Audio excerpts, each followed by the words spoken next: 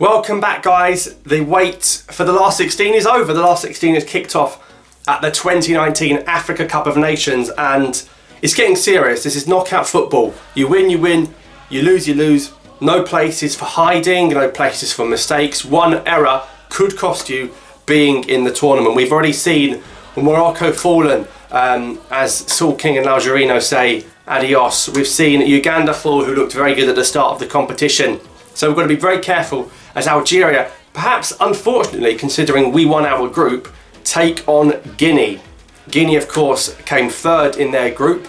They got one win against 10-man Burundi. They drew to Madagascar. They lost to Nigeria. 4 points for Guinea, but of course the 9 points for Algeria. And Algeria yet to concede a goal at this tournament. So it's not going to be an easy game. There are no easy games in the knockout stages. I don't think there's any easy teams in Africa anymore. You're only going to ask Morocco that, as they lost to Benin. So I just hope that we don't make any mistakes. We're not going to underestimate any opponent. To be fair, we haven't underestimated anyone. We saw against Kenya and Tanzania, we got the job done thoroughly and professionally. So Algeria, Guinea, Sunday night, Sunday the 7th of July, 8 o'clock kickoff at our favourite 30th of June stadium, the stadium where we've already beaten Kenya and Senegal in Cairo, of course, because it's in the night. It won't be as hot as some of the early games. I'm very glad we haven't had to play an early game so far, because that heat really does seem to be a bit of a killer, and it does take its toll onto the players. So Algeria, Guinea. Last time we played Guinea was in Algiers. Alcaraz was the manager. We beat them 2-1 in a friendly. Hani and Soudani scored. Both of them are not with the squad, of course, at the moment.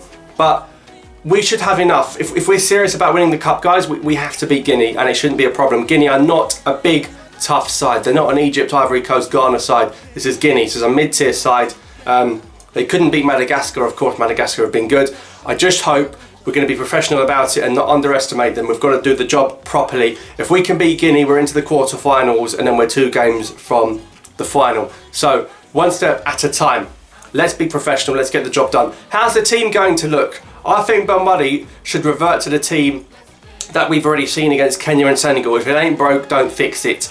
And of course, the only issue is you've got Adam Munas, who played so well against Tanzania, but can you really fit him into the side? I think if you did, you'd have to drop Feghouli, but Fegouli's been so good, so you can't drop him.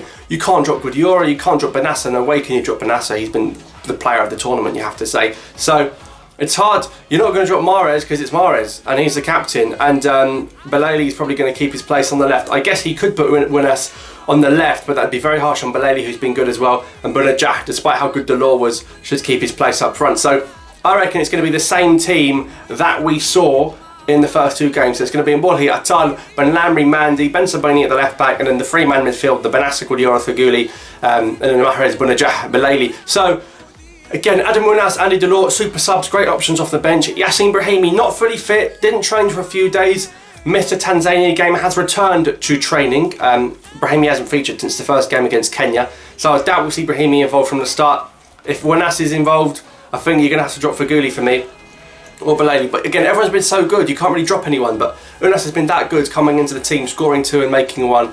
And it's good to know Slimani can also score with his feet. In terms of score predictions, you guys have been more confident than me, and we haven't conceded a goal. Are Guinea going to score against us? People are saying, despite the 3 clean sheets, Rice and Bulhi has not been tested properly. He hasn't had that many saves to make. And they're saying that's because the defence in front of him has been so good. And I think it has. I think Mandi and Benlamri have been outstanding in this tournament.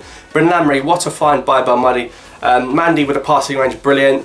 Got to be careful, Benlamri and Atal, on those yellow cards. But seriously, guys, you have to say the way it's going. You can't see Guinea scoring. You really can't see Guinea scoring. If Guinea score, I'll be surprised. But anything can happen in football. They've got Kamano, who's a threat. They've got Yatara, got a couple of goals in their last group game. Naby Keita, big injury doubt. A lot of stories going around about him. Of course, a big boost for Algeria if Naby Keita's not involved.